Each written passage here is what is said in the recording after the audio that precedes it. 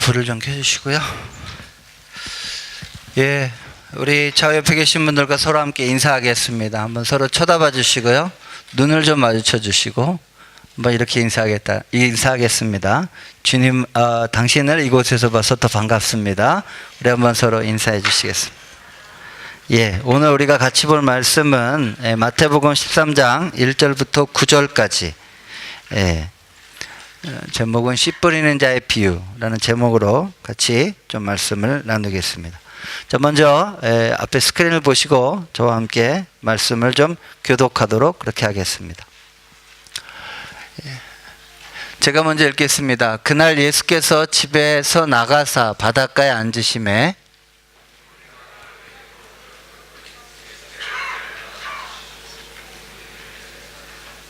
예수께서 비유로 여러 가지를 그들에게 말씀하여 이르시되 씨를 뿌리는 자가 뿌리러 나가서 더러는 흙이 얕은 돌밭에 떨어지며 흙이 깊지 아니하므로 곧 싹이 나오나 더러는 가시떨기 위에 떨어지매 가시가 자라서 기운을 막았고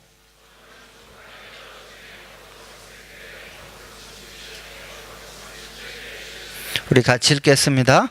귀 있는 자는 들으라 하시니라. 아멘. 어느 날 공자가 조카 공묘를 만나서 이렇게 물었습니다. 내가 지금 얻은 그 자리, 거기서 일하면서 얻은 것이 무엇이며 잃은 것이 무엇이냐? 공멸의 표정이 어두워졌습니다. 예, 얻은 것은 하나도 없고 잃은 것만 세 가지가 있습니다. 첫째, 일이 많아 공부를 전혀 하지 못하고 있으며, 둘째, 보수가 적어서 부모님과 친척들을 제대로 봉양하지 못하고 있습니다. 셋째는 시간도 없어서 친구들을 잃고 있습니다. 공자는 다시 공멸과 같은 직위에 같은 일을 하는 자천이라고 하는 사람에게 같은 질문을 했습니다. 자천은 단번에 미소를 지으며 이렇게 이야기를 합니다. 잃은 것은 하나도 없고 얻은 것은 세 가지입니다. 첫째로 책을 배운 것을 실제로 실천하여 진정한 깨달음을 얻었고, 둘째, 적당한 보수이기에 근검절약을 몸에 뵐 수가 있었으며, 셋째, 공부를 하면서 새로운 친구들을 사귈 수 있었습니다. 공멸과 자천, 그들은 같은 일을 하고 있지만 그들의 마음의 태도에 따라서 전혀 다른 삶을 살고 있는 것입니다.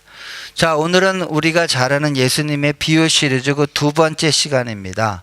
그리고 여러분들이 이 비유라면 누구나 한 번쯤은 들어봤던 이 씨 뿌리는 자의 비유입니다. 그리고 여러분 중에 성경을 조금 알고 계신 분이시라면 이것이 복음과 하나님의 말씀을 받아들이는 우리들의 마음의 태도에 관한 교훈이다 하는 것 정도는 잘 알고 계실 것입니다. 그렇습니다. 오늘 본문의 주요한 주제는 어떻게 들을 것인가에 관한 이야기입니다.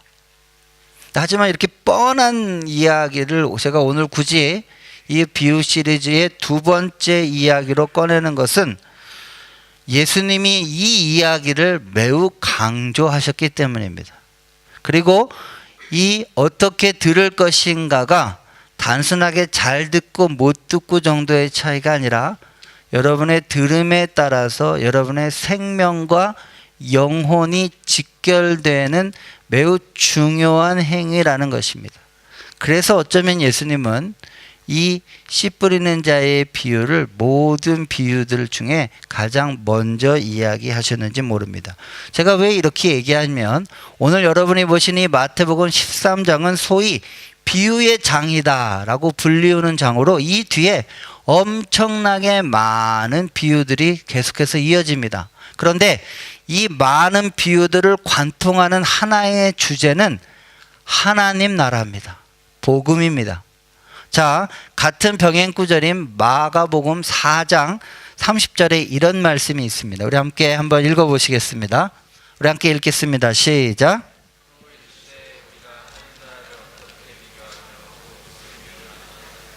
예, 같은 마가복음 4장도 동일하게 비유의 장이라고 불리우는 장인데 그 장에서도 하나님 나라를 우리가 과연 어떻게 비교할 것이냐라고 하면서 지금부터 나오는 수많은 주제들이 다 하나님 나라, 우리가 아는 복음, 영생, 생명, 거듭남이라고 하는 가장 기독교의 중요한 주제를 비유로 설명하기 위한 장입니다.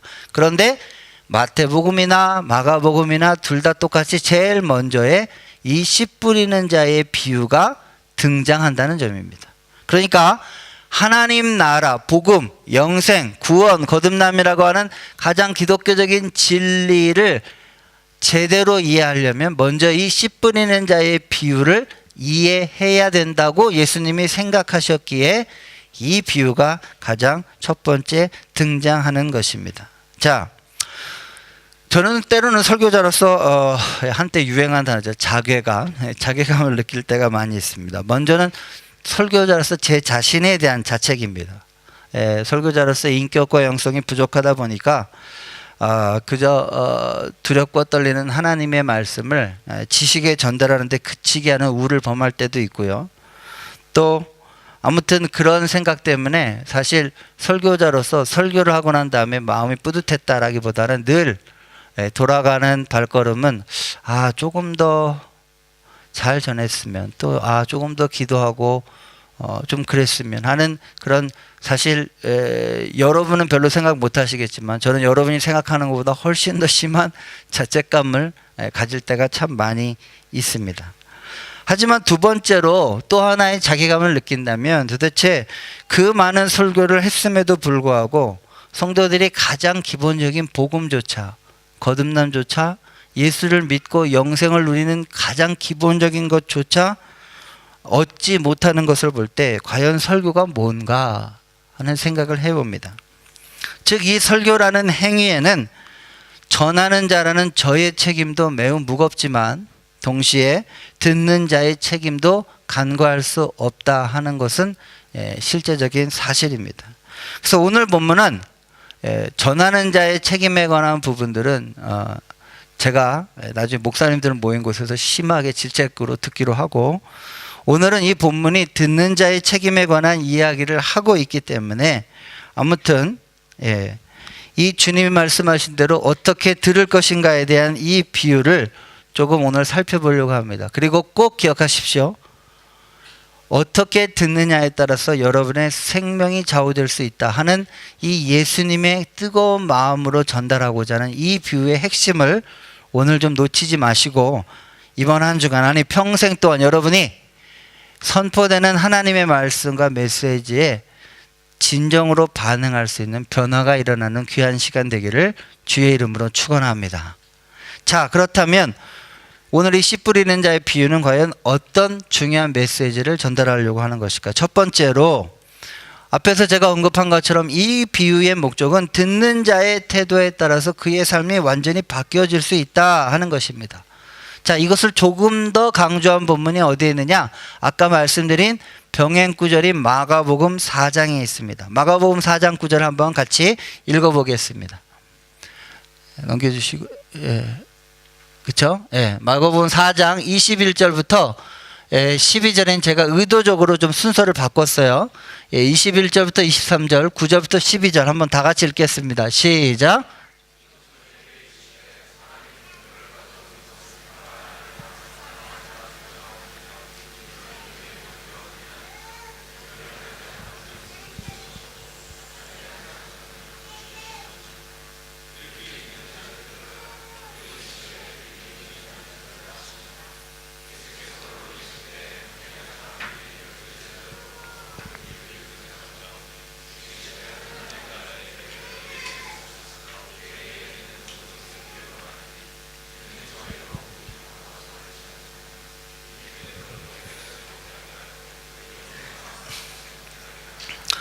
제가 의도적으로 본문의 구절을 좀 순서를 바꿨는데, 왜 그러냐면 앞에 21절부터 23절의 내용은 아무쪼록 너희에게 잘 깨닫게 해주기 위해서 비유로 설명하는 것이다 라는 뜻입니다, 사실. 그래서 들을 게 있는 자는 들어라, 이런 뜻이에요. 그런데 뒤에 9절부터 12절은 똑같이 들을 게 있는 자는 들어라 말씀하시는데, 이번에는 오히려 너희 중에 일부 사람들에게는 못 알아듣게 하려고 일부러 비유로 하는 것이다, 이런 뜻이에요. 자, 이게 도대체 뭐예요? 그런데 양쪽에 공통적으로 나와 있는 단어는 들을 귀 있는 자는 들어라 하는 단어가 공통적으로 반복되어 있다는 겁니다. 한마디로 예수님이 하나님 나라를 이런 비유로 설명하시는 이유는 하나님 나라를 모든 사람이 들을 수 있는 기회는 주되 그 중에서 정말 하나님 나라와 복음을 간절히 잘 알기 원하는 사람에게는 쏙쏙 귀에 들어오게 하기 위한 것이고 아예 그 마음이 없는 사람은 들어도 깨닫지 못하게 하려고 하는 것이다 라는 뜻이에요. 그러면 기회면 모든 사람이 다 알게 하면 좋지 뭘 꼭 굳이 못 듣게 하려고 또 이렇게 얘기를 하냐는 거죠. 제가 지난주에 말씀드린 것처럼 이게 수학시험, 수능시험과 비교할 수 있어요. 수능시험이 너무 어려우면 공부 열심히 하거나 못하거나 둘 다 똑같잖아요. 수학시험이 너무 어려워보세요. 너무 쉬워보세요. 그럼 공부한 놈이나 공부한 사람과 안 한 사람이 둘 다 변별력이 없어요. 그러니까 예수님이 비유로 설명하시는 이유는 그 마음의 태도에 따라서 나타나는 결과가 달라지게 하기 위하여 비유로 이야기하시는 거예요. 그 말은 뒤집어 얘기하면 무슨 말이에요? 하나님 나라는 그 마음의 밭, 우리 마음의 태도에 따라 결실이 매우 달라질 수 있다. 그거 하기 위해서 예수님이 의도적으로 비유로 설명하셨다라는 것입니다. 자, 그렇다면 과연 그 마음의 태도에 따라서 어떤 열매를 맺는 것일까요? 오늘 본문은 우리들에게 전형적인 4가지 밭의 종류에 대해서 이야기를 합니다. 그리고 안타깝게도 이 4종류의 반응을 보이는 사람은 2000년 전에 갈릴리 바닷가 앞에 있는 청중만 그런 게 아니라 오늘 이 예배당에 모인 우리들도 4가지 부류로 나눌 수 있다는 거예요. 그래서 오늘도 이렇게 하면 자 이쪽에 죄송합니다. 뭐 길가밭, 돌짝밭, 가시덤불밭, 좋은밭 이렇게 나눠주세요 라고 얘기하면 우리가 나눠줄 수 있다는 거예요. 그리고 예수님이 복음과 하나님 말씀을 이야기할 때 이 4가지 밭은 언제나 존재한다는 것입니다. 자, 그렇다면 여러분이 한번 점검해 보셔야 되지 않겠습니까? 나는 오늘 도대체 어떤 밭인가? 어떤 밭이긴 좋은 밭이지. 넌 좋은 밭이야. 아니에요. 오늘 말씀을 좀 들어보시고 여러분이 지금 이 복음에 대해서 어떤 마음의 상태로 반응하는지를 좀 살펴보시기를 바랍니다. 첫 번째로 오늘 길가에 뿌려진 씨입니다. 이 밭은 결국 길가입니다. 길가에 씨가 떨어졌는데 새들이 와서 먹어버렸다는 것이죠. 자, 이거에 대한 예수님의 비유, 해석이 같은 마태복음 13장 19절에 있어요. 한번 읽어보겠습니다. 19절 길가에 뿌려진 씨죠. 자, 한번 19절 읽겠습니다. 시작. 아무나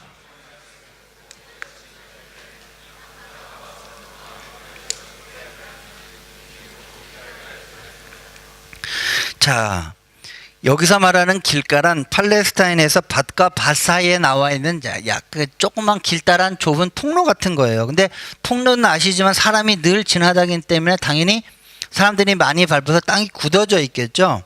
그래서 불행히도 어떤 씨가 이 길가에 떨어졌는데 새들이 와서 즉시 이 씨를 먹음으로써 도무지 열매를 맺는 것을 경험할 수 없다는 거예요. 그런데 여기서 말하는 이 새들이 뭘 의미하는지를 좀 더 구체적으로 어디에 나와 있는 것이냐면 바로 마가복음 4장 15절 오늘 본문이 여러분 집에 가서 읽어보세요. 마태복음 13장과 마가복음 4장과 누가복음 8장이 계속 같은 병행으로 되어 있어요. 마가복음 15장에 이 새들에 관한 힌트가 있어요. 한번 읽어보겠습니다. 시작.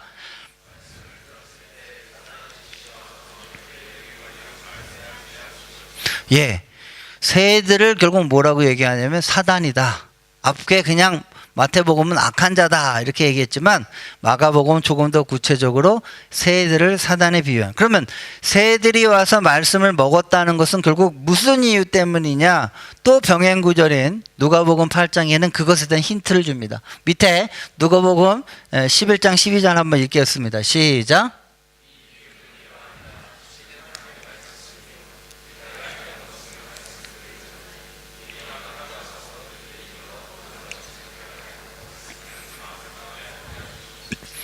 결국 목적은 뭐예요?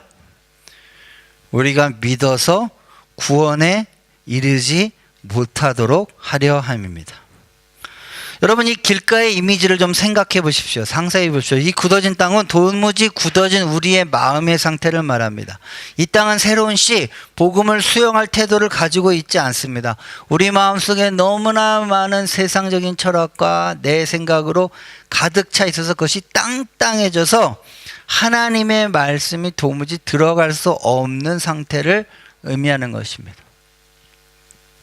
자, 이거의 대표적인 사람이, 놀라지 마세요, 기독교 중에서 가장 명절을 지었다고 하는 존 버년이 거듭나기 전에 사실 이 마음의 상태였어요. 그런 우리가 말하는, 흔히 말하는 모태신앙, 뭐 시키면 나 못해 이래갖고 모태신앙. 그래서 교회는 정말 오래 다닌 사람, 어렸을 때부터 아주 그냥 빠삭한 사람, 그런데 그냥 교회만 계속 왔다 갔다 한 사람.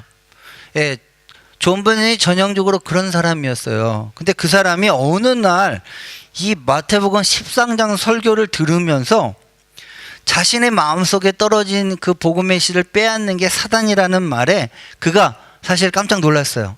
무심코 읽었다가 그날따라 목사님이 그걸 좀 이렇게 밝혀주셨겠죠. 그리고 지금까지 자신이 수없이 교회를 출석하고 예배를 드렸지만 자신의 삶이 조금도 변화하지 않은 이유, 변화하지 못했던 이유가 바로 자신이 지금 이 길가에 뿌려진 씨앗과 같은 마음이기 때문에 안 됐다 하는 것을 깨닫게 했어요. 그래서 이 말씀이 그를 계속해서 괴롭혔고, 결국 그는 설교를 듣는 태도가 바뀌었으며, 그리고 그는 거듭났습니다. 그리고 여러분이 잘 아는 그 유명한 존 버년의 철로 역정이라고 하는 위대한 작품을 만들어낸 것입니다. 또한 이 길가에 뿌려진 자들의 마음의 상태를 가장 잘 표현해주는 재미있는 책이 있는데, 아마 여러분 중에 읽어보신 분들이 있겠지만 C.S. 루이스의 악마의 편지라는 책입니다. 자, 이 편지에 보면 이런 게 나와요. 어느 영국 노신사가 매주 대영 제국 도서관을 가요. 얼마나 책이 많겠어요. 근데 이 노신사는 거기 일주일에 한두 번 가는 게 즐거움이고 습관이었어요. 그래서 그날은 또 어디를 가려고 해서 갔는데 마침 거기가 신앙서적 코너였어요, 소위 말해서. 그래서 기독교에 관한 신앙서적을 읽다 보니까 자연스럽게 마음속에 예수는 과연 누구인가? 나는 예수와 지금 어떤 관계를 맺어야 하는가? 천국과 지옥이 있는가? 사람이 죽은 후에 어떻게 되는가? 믿음이라는 것이 과연 무엇인가? 이런 얘기들을 자연스럽게 접하겠죠. 그러면서 마음이 심각해졌어요. 그러면서 자신의 신앙적인 태도와, 아까 말한 대로 이 노신사도 결국 존 버년과 똑같이 썬데이 크리스찬으로 왔다 갔다 교회만 하던 자였는데, 이 책을 읽고 심각하게 도전을 받았어요. 근데 그 순간에 배고픈데, 밥 먹고 좀 해야 되겠다 라는 생각이 드는 거예요. 그래서 그래, 일단 내려가자 해서 대형적의 구내 식당으로 내려갔어요. 근데 밥을 먹으면서도 계속해서 아까 그게 계속 떠올랐어요. 과연 나는 예수는 과연 내 삶에 어떤 의미인가? 나는 과연 거듭난 크리스찬인가? 뭐 이런 거에 대해서 고민을 막 하고 있는데, 갑자기 어디선가 또 음성이 들리는 것처럼 싹 들어와요. 뭐라고 들어요? 너 밥 먹는데 뭘 굳이 그런 어려운 걸 고민해, 체하게. 이따 밥 먹고 커피 마시면서 생각해도 늦지 않아? 그렇게 했어요. 그래서 이제 커피 마실 때가 돼가지고 이제 커피를 마시고 있는데, 갑자기 오늘 저녁에 그 럭비 뭐 이런 거가 생각이 나는 거예요. 그러면서 집에 빨리 돌아가야 되겠구나 하는 생각이 딱 들면서 버스를 잡아탔어요. 그래서 버스를 잡아탔는데 또 버스 바로 옆에 우연히 또 신문이 한 장 놓여 있어요. 또 신문을 보니까 또 정치부터 시작해서 여러 가지 있어요. 그래서 이 노신사는 방금 아까까지 했던 그 진지한 고민들은 뒤로 한 채 신문에 이제 빠져서 열심히 그 차를 해서, 그 전에 과연 그런 진지한 질문을 했냐는 게 의심이 될 정도로 전혀 아무렇지도 않다는 듯이 버스를 타고 집에 돌아가게 됩니다. 그런데 C.S. 루이스가 아주 탁월하게 그 부분들을 어떻게 묘사했냐면, 그 노인이 버스를 타고 돌아가는 그 뒤에 악마가 회심의 미소를 지으면서 슬며시 웃더랍니다.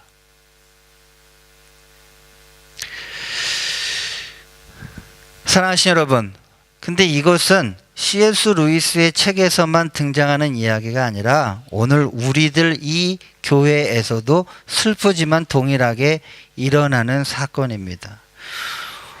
여러분은 설교를 듣고 자극을 받게 됩니다. 어느 날은 심각하게 하나님의 갈등에 대한 이야기가 됩니다. 또 이번처럼 저희 캔버라 우리 교회 보세요. 지난 6개월 동안 내내 복음 설교만 했어요. 예수를 믿어라, 영접해라, 목이 마르냐, 배가 고프냐, 네 배를 채워주고 목마름을 채워주고, 예수는 빛이다, 예수는 선한 목자다. 정말 원초적인 복음을 전하는 것들을 지난 6개월 동안 제가 지루하지만 열심히 했어요. 그래서 때로는 것들이 도전을 받습니다. 정말 내가 정말 예수를 만나야 되겠구나. 내가 정말 나 이거 영접할까?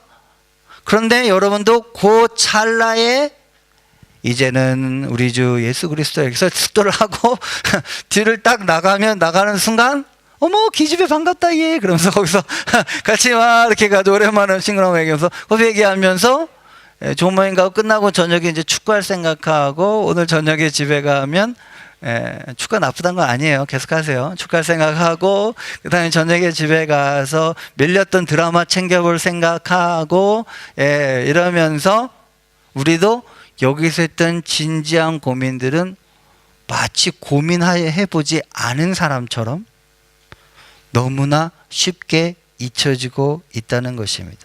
그때 바로 당신의 등 뒤에서 회심의 미소를 짓고 있는 사단의 얼굴을 떠올리시기를 주의 이름으로 축원합니다.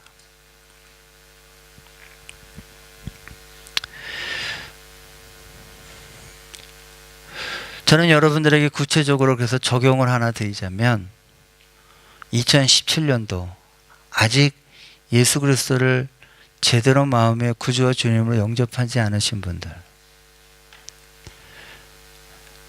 진지하게 고민해 보세요. 교회당만 왔다 갔다 하지 마시고요. 어쩌면 이 진지한 고민조차 없다면 여러분의 마음은 지금 길가에 뿌려진 매우 단단한 바로 그 마음의 상태입니다.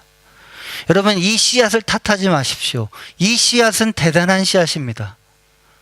이 씨앗은 예수 그리스도를 말하는데, 이 예수 그리스도는 말씀이 육신이 되어서 머나먼 항해를 하고 이 땅에 내려오신 분입니다. 그리고 그 씨는 기꺼이 자신을 한 알에 썩어지는 미랄이라고 생각하며 자기를 십자가에 죽여서까지도 여러분에 대해서 복음에 관한 이야기를 들려주기를 원했던 분입니다. 제가 여러분들에게 이게 쉽게 비유하겠습니다. 누가 당신 때문에 목숨을 버렸대요. 누가 당신을 위해서 죽었대요. 그러면 한 번 정도 좀 생각해 봐야 되는 거 아니에요? 그가 누구인지? 어떤 미친놈이 나 때문에 죽었대. 어떤 미친놈이 나 때문에 2000년에 십자가 달려 죽었대. 어떤 미친 사람이 나를 위해서 헌신적으로 자기를 죽여서까지 나를 어떤 것에서부터 해방시켜 주기 원하고 구출해 주기를 원했대. 적어도 그렇다면, 그것이 적어도 사실이라면 적어도 그 사람에게 미안한 마음으로 왜 그랬는지는 진지하게 생각해 보셔야 되는 거 아니에요? 누가 나를 죽든 말든 그 마음의 태도라면 어쩌면 여러분의 마음은 자기를 그렇게 헌신적으로 내던진 그 사랑의 씨앗조차 받아들일 수 없는 매우 굳어진 마음일지 모릅니다. 올해 이 하나님의 짝사랑, 예수 그리스도의 러브 스토리에 대해서 적어도 여러분이 그분을 무조건 믿으라는 게 아니고 합리적인 의심을 해보세요. 그러나 누가 나를 위해 죽었다면 왜 그런 바보 같은 짓을 했을까? 내가 뭐라고? 라고 하는 의문부터 시작해서 그분에 대한 진지한 고민, 적어도 그냥 이 문을 벗어져 나가면 다 잊어버리는 그 정도의 태도가 아니라 조금 더 진지하게 예수 그리스도의 복음에 대해서 생각해 보시는 그런 한 해가 되시기를 주의 이름으로 축원합니다. 두 번째로 돌밭에 뿌려진 씨입니다. 여러분, 돌밭은 흙이 얇게 덮여져 있지만 사실 밑이 자갈밭이기 때문에 자연적으로 씨가 뿌리를 내릴 수가 없어요. 근데 이 돌밭 비유에 대한 예수님의 설명을 좀 들어보겠습니다. 같은 본문 20절, 21절입니다. 한번 읽겠습니다. 두 번째 돌밭에 뿌려진 씨예요. 시작.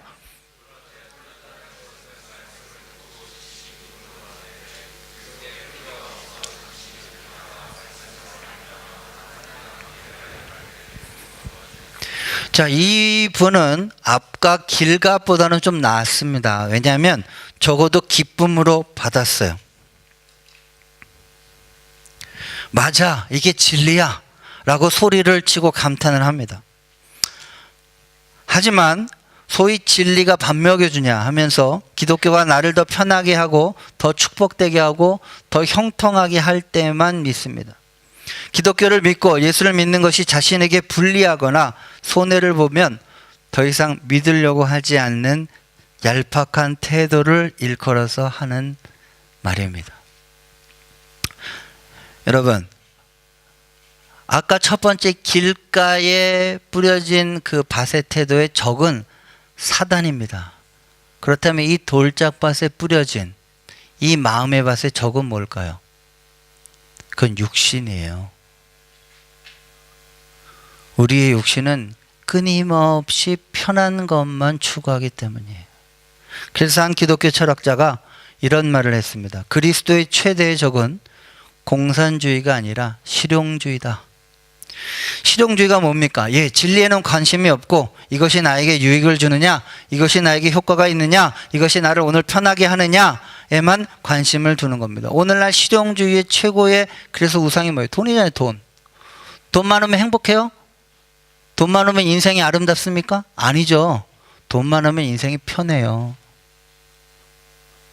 편해요. 잠은 살 수 없어요. 엄청난 침대는 살 수 있죠. 가정은 살 수가 없어요. 멋있는 저택은 살 수 있습니다. 그것이 실용주의입니다.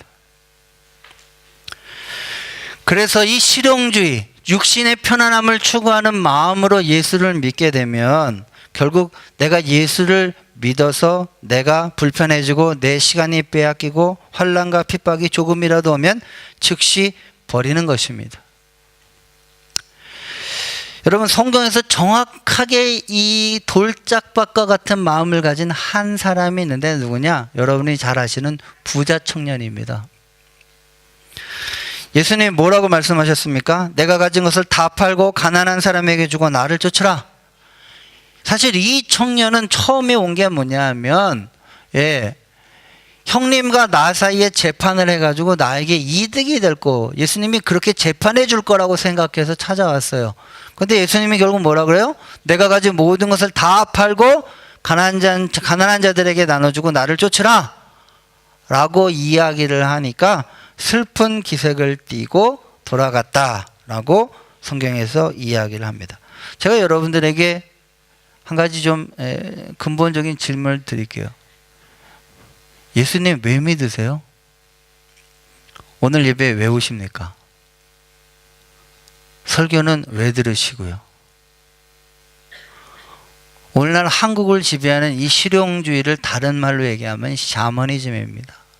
그리고 제가 지난주에 얘기한 것처럼 첫째 아들이 추구하는 소위 말해서 이익을 얻는 방편인 것이죠. 나에게 득이 될 때만 믿는 태도, 내가 원하는 것을 예수를 통해서 얻고자 하는 마음의 태도, 그것이 진리냐 진리가 아니냐는 관계없는 태도. 이 한국을 망친 주범 번영주의 신학과 샤머니즘적인 태도와 교회 내에 종교인이 많은 것, 그래서 한국 교회가 쉽게 얘기하면 돌짝밭 교회다 이렇게 얘기할 수 있어요. 얼마나 얄팍한지 몰라요.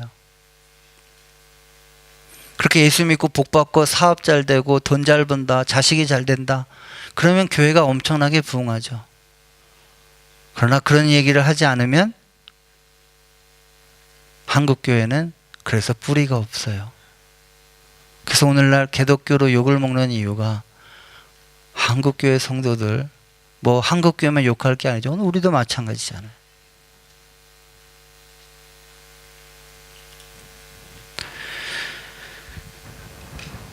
성경은 물론 예수를 믿고 잘 믿으면 내 삶에 형통함이 있다고 분명히 이야기를 합니다. 그러나 성경에서 말하는 그 형통은 우리가 말하는 물질적이고 세속적인 복도 아니고, 또한 형통함과 동시에 예수를 믿을 때 치루어야 할 대가가 있다고 분명히 얘기합니다. 대표적인 구절 디모데후서 3장 12절 있어요. 여러분 이 구절 꼭 기억하세요. 꼭 기억하시고, 여러분 중에 머릿속에 지우실 분, 어머 저런 구절 있어, 아니야 이거 외우면 안 돼 뭐 이러면서 그러실 분 있지만 외우세요. 자, 한번 다 같이 읽겠습니다. 시작.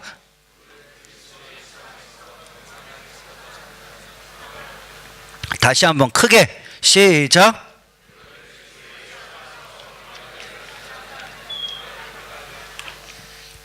아멘이십니까? 크게 한번 해주세요. 아멘이십니까? 경건하게 살아서 핍박을 받으시기를 주의 이름으로 축원합니다. 정말로.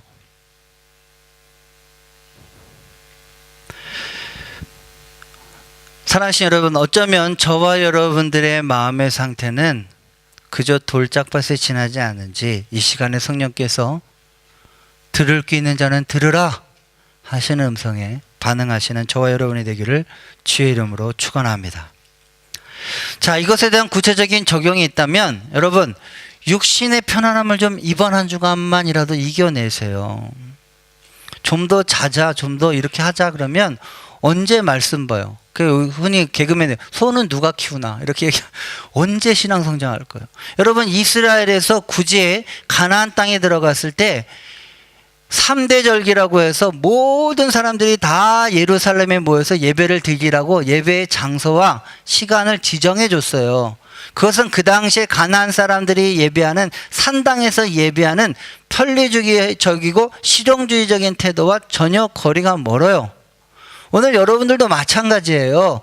내가 할 일 다 하고 남은 시간에 큐티하지 마시고, 내가 텔레비 볼 거, 내가 잘 거, 내가 운동하고, 내가 놀 거 다 하고 난 다음에 하나님 말씀 볼 생각하지 마시고, 적어도 이번 한 주간만은 여러분의 육신의 편안함을 좀 이겨내시고, 삶의 첫 번째 자리에 일어나서 말씀을 보시고 저녁에 자기 전에 기도하시는 여러분 스스로가 하나님의 말씀을 듣기 위하여 육신의 불편함을 좀 감수하시고 편한 것만을 추구하지 아니하는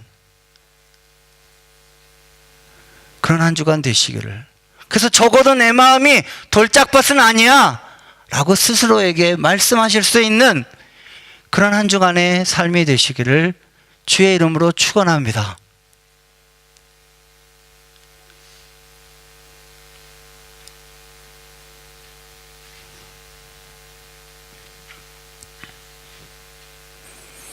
뭐 이렇게 얘기해도 지금도 이미 육신의 편안함 때문에 몇몇 분들이 계속 고개를 이렇게 떨구시거나 아니면 뒤로 젖히시는 분, 너나 잘해라 이렇게 뒤로 젖히시는 분 계신데, 자, 세 번째입니다. 가시밭에 뿌려진 씨입니다. 한번 넘어가 보시면요, 가시밭에 뿌려진 이 씨에 대한 예수님의 설명을 좀 들어보겠습니다. 22절입니다. 다 같이 읽겠습니다. 시작.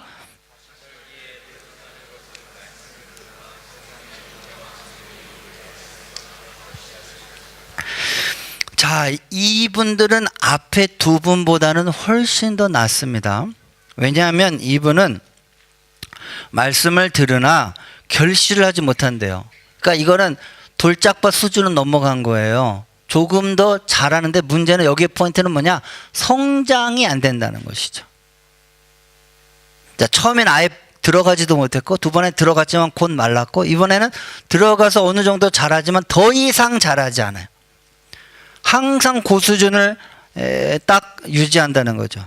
자, 그렇다면 이 성장을 막는 중요한 요소가 여기 본문에 보면 세상의 염려와 재물의 유혹이다라고 얘기합니다. 자, 첫 번째 밭의 적은 뭐예요? 사단이에요. 두 번째 밭의 적은 뭐예요? 육신이에요.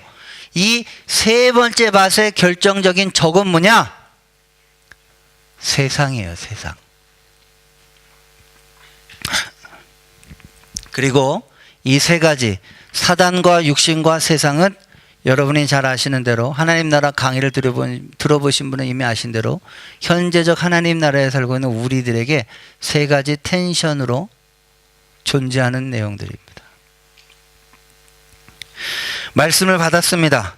그것이 진리임을 압니다. 그리고 적어도 이 사람은 주님을 사랑합니다. 하지만 그 마음의 결정적인 것은 뭐냐? 주님보다 더 사랑하는 게 아직 마음에 있다는 것이죠.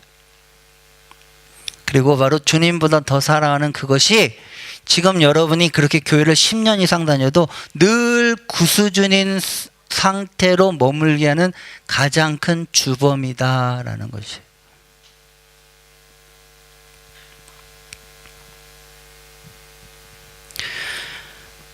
자, 이것이 소위 쉽게 여러분의 귀에 쏙쏙 들어오게 해서 이게 소위 불륜의 심리래요. 모든 바람 피우시는 분들이 포인트를 물어보면 자기 억울하대요. 자기가 아내를 사랑한대요. 예, 여전히 아내를 사랑한대요. 근데 중요한 건 그 아내보다 내 연녀를 조금 더 사랑하는 것이죠. 그렇죠? 예, 바로 이거예요. 예. 그래서 이 사람의 포인트는 뭐냐? 내 마음이 현재 나뉘어져 있다는 거예요. 나뉘어져 있다는 거예요. 그래서 이 나뉘어져 있다는 것을 예수님이 이 사람의 마음의 상태가 이렇다는 걸 가장 정확하게 뽑아낸 게 뭐냐? 마태복음 6장 24절에 한번 읽어보겠습니다. 마태복음 6장 24절 시작.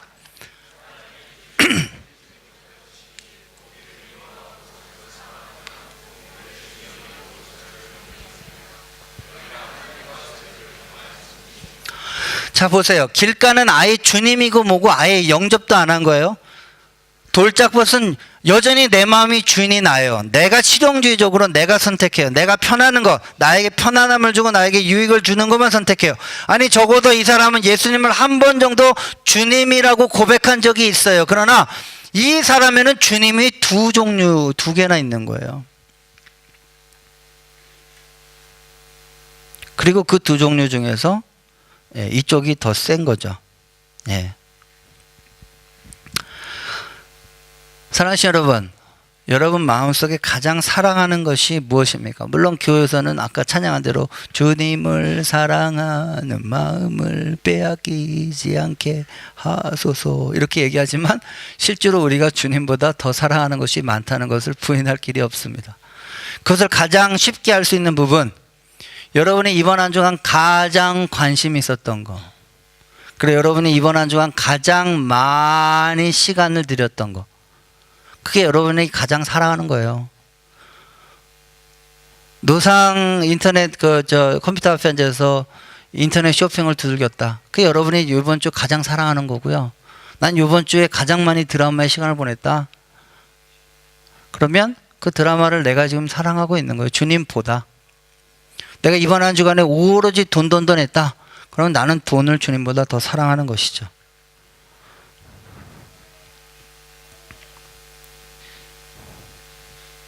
반대 또 하나 알 수 있는 게 있어요. 내가 뭘 사랑하고 뭐에 더 관심 있고 주님보다 뭘 더 사랑하는지를 쉽게 알 수 있는 두 번째 방법은 뭐냐?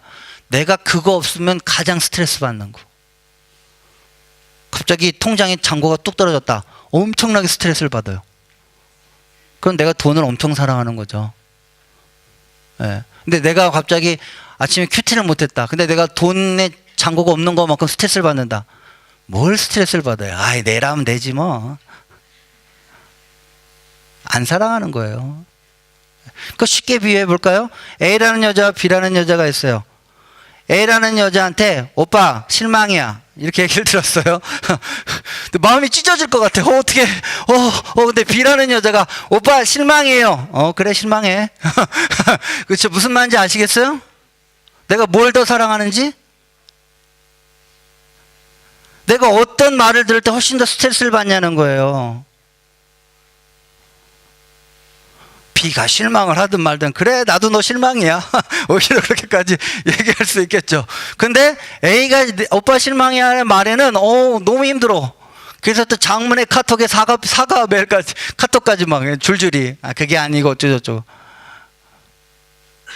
우리가 뭐에 스트레스를 받고 있는지, 뭐가 없어질 때, 그리고 뭐에 가장 많은 시간을 쏟는지, 그게 내가 지금 제일 사랑하는 거예요.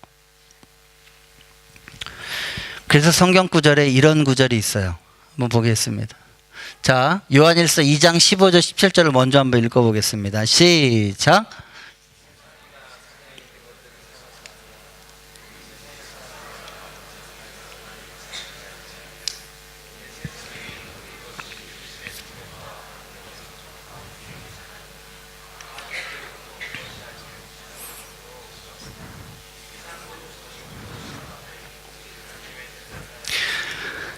자, 중요한 건 여러분이 15, 16절이 매우 중요하다고 생각하는데 아니에요. 이 구절의 포인트는 사실 17절이에요. 17절 한번 다시 크게 읽어보겠습니다. 시작.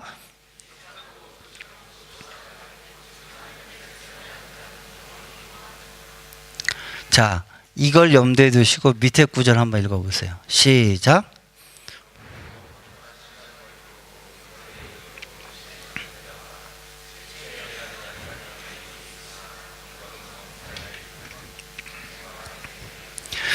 자, 이 본문은 세상과 경건을 비교하는 구절입니다. 차이점이 뭔지 아시는 분? 제가 아까 힌트를 드렸습니다. 세상은 여러분이 그렇게 사랑하지만 그 세상은 세상을 사랑하면 하나님을 사랑할 수 없는 흑백 논리입니다. 그런데 더 중요한 것은 세상은 영원하지 않다는 거예요. 밑에 경건은 뭐예요? 영원하다는 거예요.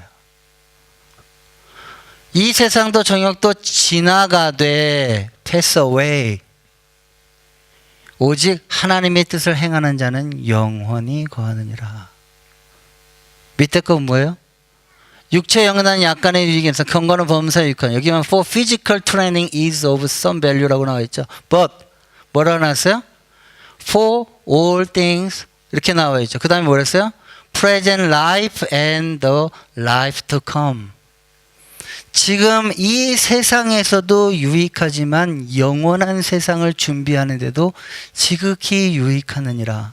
하나님을 사랑하는 그 마음은 여러분의 삶이 지금 이 세상에서 살아갈 때도 유익하지만 저 영원한 삶을 준비하는데도 지극히 유익한 것이다. 즉 뭐냐? 여러분이 사랑하고 사랑해도 그 사랑은 절대 없어지지 아니하는 사랑인데, 세상을 사랑하는 것은 세상을 사랑할수록 하나님의 사랑을 멀어지는 거예요. 아까 말한 대로 불륜과 똑같아요. 내가 와이프를 사랑해요. 그러나 내가 또 다른 여자를 사랑해요. 내가 또 다른 여자를 사랑하면서 동시에 와이프를 사랑할 수가 없어요. 내가 이 여자에게 내 사랑을 주는 만큼 나는 자동적으로 와이프를 덜 사랑하게 되는 거예요. 매우 심플한 거예요. 그런데 중요한 건 이 내연녀는 좀 있으면 사라진대요. 이 내연녀는 좀 있으면 사라져. 와이프는 영원히 남어. 여기 또 와이프 영원히 남다고 헉 이러시는 분 있나? 그냥 영원히요? 그렇게 생각하시는 분? 왜 우리 뒤에 집사님들 좀 심각하신 것 같은데? 비유가 그렇다는 거야. 비유가. 그렇죠? 영원해요. 그래서 에콰도르에서 평생을 원주민 선교를 하다가 순교하셨던 짐 엘리엇이라는 선교사님이 이런 유명한 말을 했어요. 한번 다 같이 읽어보겠습니다. 위에 거 시작.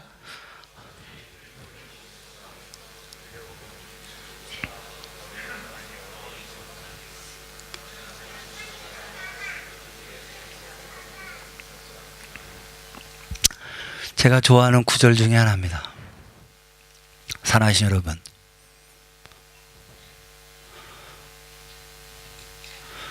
우리가 세상을 사랑하는 만큼 우리가 성장하지 못해요. 우리가 세상을 사랑하는 만큼 우리는 헛된 것에 우리의 에너지를 쏟고 있는 거예요. 영원할 저 새하늘과 새 땅에도 여전히 볼 그 하나님에게 여러분의 사랑과 에너지를 쏟으시기를 주의 이름으로 축원합니다. 왜 우리가 잘하지 못한다고요? 왜 우리가 변화되지 못한다고요? 교회를 다닌 지가 10수년이 되고 수많은 설교를 듣고 내가 참석한 수련회만 해도 한 4, 50번은 될 것이고 성경 통독을 갖다 무려 몇 번을 했지만 여전히 변하지 않는 가장 큰 이유가 뭐라고요? 내 안에 하나님보다 더 사랑하는 것이 있어요. 알렉산더 대왕의 일화 하나를 소개합니다. 그가 죽으면서 마지막 부하들에게 이렇게 유언했다고 합니다. 내가 죽으면 관 양쪽에 구멍을 파라. 그리고 내 손을 바깥으로 내밀어라. 부하들이 의아하게 여겨서 그 유언의 진위를 물어봤을 때 알렉산더가 이렇게 대답했습니다. 세상 사람들에게 천하를 다 차지한 알렉산더도 죽을 때는 빈손으로 떠난다는 것을 보여주기 위함이다. 그가 세상을 추구하는 것이 얼마나 헛된 것임을 사람들에게 보여주었어요. 예. 밑에 나는 세상 사람들에게 전하고 싶소. 누구라도 세상을 떠날 때는 빈손으로 간다는 말이요.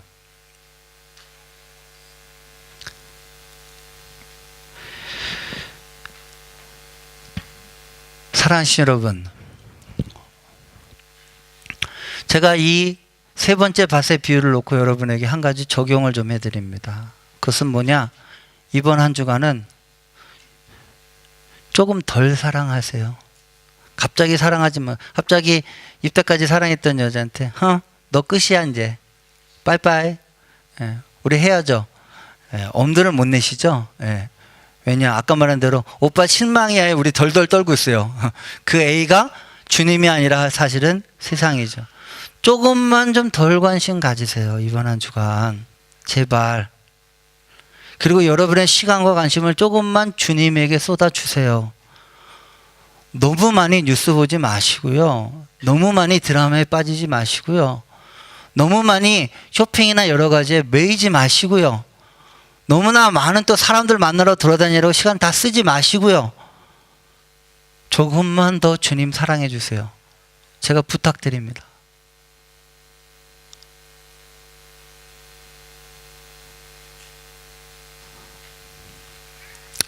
자, 우리는 첫 번째로 앞에 세 가지 마음의 밭을 봤어요. 아까 말한 대로 이 비유의 첫 번째 중요한 것은 네 마음의 상태, 받아지는 태도에 따라 영적인 삶이 획기적으로 달라진다 하는 것입니다.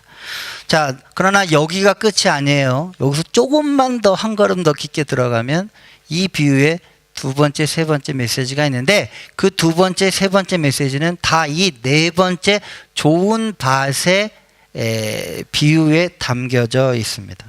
자, 두 번째 메시지는 과연 뭘까요? 두 번째 메시지는 뭐냐? 한마디로 마음이 그렇게 중요하고 말씀을 듣는 태도가 그렇게 중요한데 실제로 그 마음을 지키는 사람이 많지 않다. 그리고 그런데 그 마음을 좋은 밭으로 조금만 잘 유지하면 너에게는 어마어마한 결실이 맺는다. 즉 영적으로 빈익빈 부익부 상태가 벌어질 것이다 하는 내용입니다. 자, 오늘 본문 23절 12절입니다. 한번 다 같이 읽겠습니다. 시작.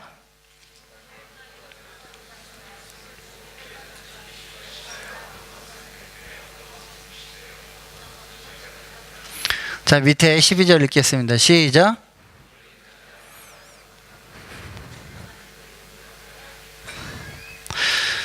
자, 이 비유는 사실 과장법이에요. 자, 상상해 보세요. 오늘 본문 사실 마태복음 13장 1절 2절에 보면 예수님이 바닷가에 있어요. 때는 봄철이었을 것입니다. 예수님은 지금 배에 타고 계십니다.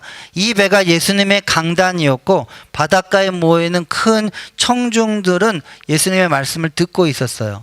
지금 예수님은 그렇게 청중들 앞에 교훈을 하려고 하는데 이 바닷가 앞에 이렇게 무리를 해갖고 서 있는 이 청중들의 뒤편에 봄철이 돼서 씨를 뿌리고 있는 농부가 있었던 거예요. 근데 이게 말이 안 돼요. 여러분, 그 당시에 그 청중들도 일부가 농부였을 거예요. 근데 이 예수님의 비유가 과장법이라는 것을 금방 알 수 있어요.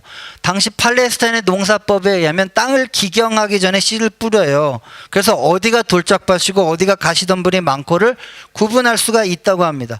아무리 그래도 그렇지 여러분, 지금 농부가 바보가 아닌 이상 자기가 씨를 갖다 뿌렸는데 그 중에 좋은 밭에 떨어질 확률이 25%밖에 안 된다. 이게 말이 돼요? 그 나머지 내가 기껏 비싸게 얻은 씨를 75%는 막 이렇게 4분의 1은 길가, 그리고 또 4분의 1은 돌짝밭, 또 4분의 1은 가시덤불 이렇게 던져요? 아니죠. 실제 농사에서는 거의 8, 90%가 좋은 땅에 떨어지고 나머지 일부가 좀 이렇게 뿌리다 보니까 길가에 떨어지는 것도 있고, 그 중에 일부가 돌짝밭에 떨어지는 것도 있고, 그 중에 일부가 가시덤불에 가는 게 있겠죠. 그런데 예수님이 의도적으로 지금 과장법으로 씨를 뿌렸는데 그 중에 4분의 1은 길가에 떨어지고 4분의 1은 돌짝밭에 떨어지고 4분의 1은 가시덤불에 떨어지고, only 유일하게 좋은 밭에 떨어진 씨는 25%밖에 안 된다라고 얘기하는 거예요. 그럼 이거 뭘 의미하는 거예요? 그만큼 마음을 지켜서 하나님의 말씀을 듣는다는 것이 쉽지 않다, 어렵다 하는 내용을 강조하기 위한 거예요. 그러나 네가 정말로 그 25% 안에 든다면, 조금이라도 마음을 잘 지켜서 하나님의 말씀을 들으려고 하는 태도가 있다면, 너는 그거 하나 때문에 거기서 나는 수확은 30배, 60배, 100배. 이것도 과장법이에요. 아무리 좋은 밭에 심었다 하더라도 수확이 어떻게 30배, 60배, 100배가 넘쳐날 수 있어요. 말이 안 되는 거예요. 그것은 결국 뭘 강조하는 거예요? 씨앗이 능력이 그만큼 대단하다는 걸 강조하는 거예요. 그 엄청난 씨앗이, 아까 말한 대로 말씀이 육신이 돼서 오고 자기를 썩어서 죽어서라도 십자가에 달려 죽어서 우리를 사랑하고자 하는 그 예수 그리스도의 사랑과 말씀의 씨앗이 능력이 어마어마해서 그것을 너의 마음에 좋은 박씨로만 받아들이기만 한다면 너는 30배, 60, 100배라는 어마어마한 결과를 맺게 될 것이다. 그러면 이 어마어마한 결과가 좋은 밭에 문제가 있어요? 씨의 문제죠. 아무리 좋은 밭에도 100배를 어떻게 맺어요? 그건 정말 슈퍼 씨앗이 아니고서 할 수가 없는 거죠. 결국 예수님이 이 과장, 두 가지의 과장을 통해서 뭘 하느냐? 좋은 밭에 들어가기를 힘쓰라는 거예요. 그러나 그것이 쉽지 않다는 거예요. 소수의 사람들이 될 수 있다는 거예요. 그래서 결과적으로는 어떻게 되느냐? 영적으로 빈익빈 부익부가 일어나요. 이건 오늘날 교회랑 똑같아요. 교회를 다 같이 다녔어요. 똑같이 출석한 지 10년이 넘었어요. 그러나 어떤 사람은 정말 마음이 좋은 밭이 돼서 쑥쑥 자라고 성장하고 헌신하고 하는 반면에, 교회를 똑같이 다녔던 사람 중에 10년이 넘어도 여전히 그 상태로 있는 것, 그걸 어떻게 씨앗의 탓을 하겠어요?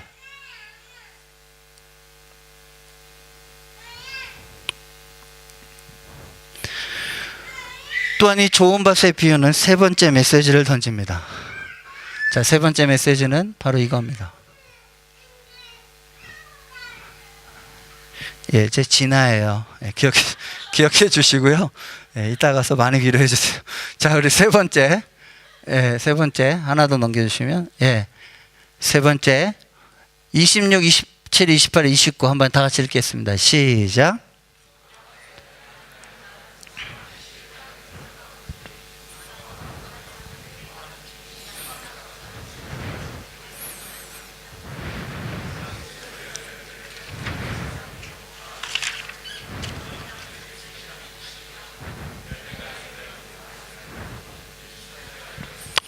예, 이것은 병행구절인 마가복음 4장에 나오는 말이에요. 자, 그 뒤에 마태복음에 없는 마가복음에는 이것을 추가했어요. 하나님 나라는 사람이 씨를 땅에 뿌린 것 같으니 저가 밤낮 자고 깨는 중에 씨가 날아서 어떻게 된지를 알지 못한다. 땅이 스스로 열매를 맺대. 그렇죠. 처음엔 싹이요. 예, 이렇게 됐어요. 이것도 과장법이에요. 왜냐? 팔레스타인의 웬만한 농부들이 실제로 곡식이 성장하는 걸 잘 압니다. 여러분, 이 정도로 농사를 안 한다면 이건 농부로서의 직무유기죠. 뭐 어떻게 자랐는지도 모르고 앉아있으면. 근데 이거는 결국 뭐를 위한 과정이에요? 이번에는 하나님의 주권적인 역사를 강조하기 위한 과정이에요. 앞에 거랑 연결시켜보면 한마디로 말하면 뭐냐? 네 마음의 밭이 좋기만 한다면 그 씨는 강력하여 너가 그렇게 특별하게 수고하지 않아도 스스로 열매를 낼 수 있는 바로 그런 씨앗이다. 그리고 그렇게 자라게 하는 하나님의 주권적인 역사가 있느니라, 이거예요.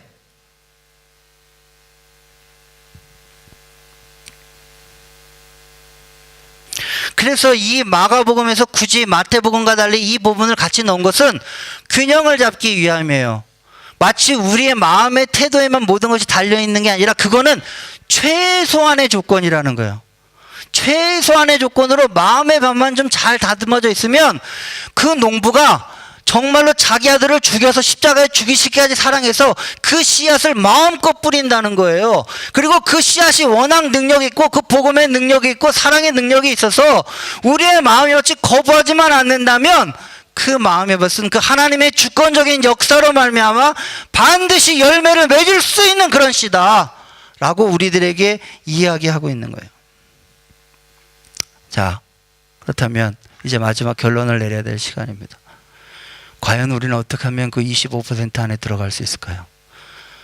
아까 마태복음에는 그냥 말씀을 듣고 깨달아 라고 했는데 병행 구절인 누가복음에서는 이것을 조금 더 풀이해 놨어요. 한번 같이 읽겠습니다. 한번 읽겠습니다. 시작.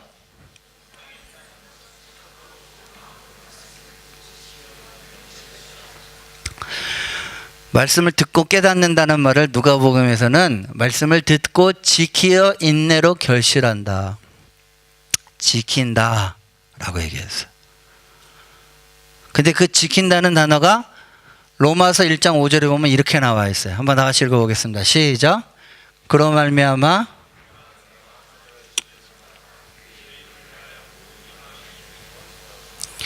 사도 바울의 사역이 뭐예요? 그냥 믿기만 하게 하는 게 아니에요. 믿고 순종하게 하는 게 자기의 사역이라고 로마서 1장 5절에 자기를 소개하는 본문에 썼어요. 나는 사역자인데 나는 너희들을 예수를 믿게 하고 그 말씀을 지켜서 순종하게 하게 만드는 사람이 바로 나다. 이거예요. 결국 뭘 얘기하는 거예요? 제가 이렇게 얘기할 거예요. 말씀을 들어야 되는 가장 중요한 이유는 순종하려고 들으셔야 합니다. 아멘이십니까? 안 그러면요, 여러분이 지적인 만족이에요. 뭔가 새로운 것을. 그래서 목사들이 항상 힘들어요. 뭔가 새로운 걸, 자극적인 걸 자꾸 줘야 돼요. 안 그러면 목사가 놀았다고 생각해요. 말씀을 듣는 게 뭐예요?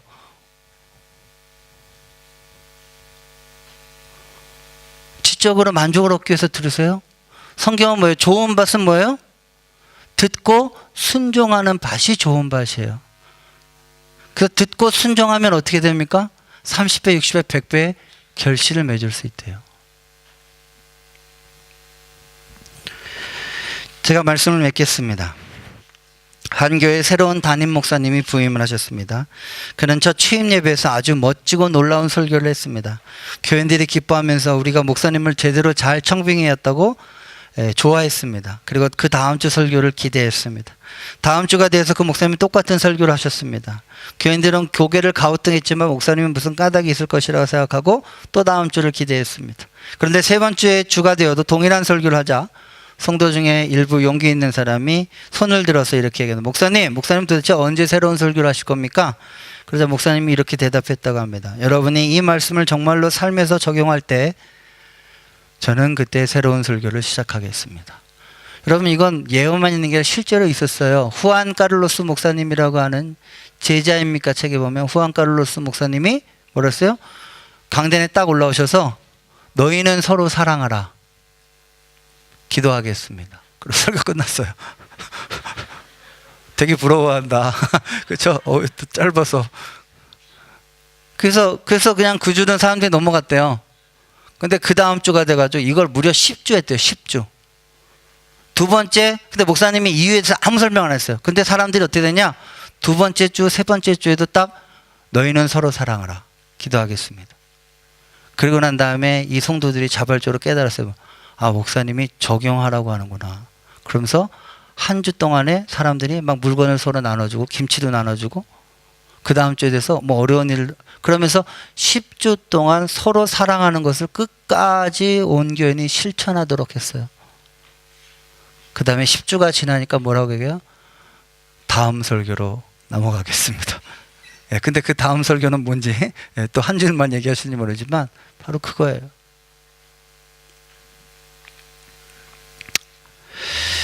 저는 오늘 마지막으로 여러분에게 아주 재미난 구절 두 가지를 소개하고 마칠까 합니다. 자, 하나는 출애굽기 20장 19절이고요. 하나는 사무엘상 3장 10절입니다. 한번 다 같이 읽겠습니다. 시작.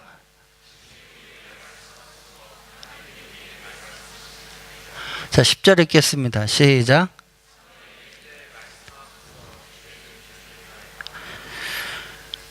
여러분은 어느 쪽입니까? 출애굽기 20장 19절에는 호렙산에서 천둥과 불로 하나님이 이야기하니까 저들이 외친 말입니다. 어쩌면 우리도 설교를 듣는다고 이 자리에 나와 있지만,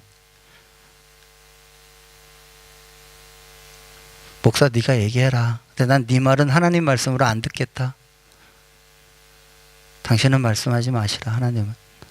아니면 주여 말씀하셔서 하시옵소서. 종이 듣겠나이다. 전 여러분들에게 마지막으로 권면해 드립니다. 어린 사무엘과 같은 태도가 있을 때 그 위대한 복음의 씨는 여러분에게 뿌려질 것이고 열매를 맺게 될 것입니다. 30배, 60배, 100배 놀라운 결실을 맺게 될 것입니다. 그것은 하나님의 주권적인 역사로 말미암아 반드시 일어날 것입니다. 그러니 제발 이 하나님의 주권적인 은혜와 사랑을 기억하시고 그 복음의 능력을 믿으시고 내가 할 수 있는 최소한은, 적어도 내가 길가의 밭이 되지 않고, 적어도 내가 이 세상의 육신의 편안함만을 추구하는 돌짝밭이 되지 않고, 내가 하나님보다 더 사랑하는 것을 여전히 마음속 가득히 두고 주님을 사랑한다 얘기하지 말고 온전하게 듣고 지키어 인내로 결실하시는 좋은 마음의 밭이 되시기를 주님의 이름으로 축원합니다. 이번 한 주간 여러분의 마음의 밭에 성령께서 임하셔서 여러분의 마음의 밭을 기경해 주시기를 주의 이름으로 축원합니다. 기도하겠습니다. 우리 그냥 반주만 좀 해주시죠.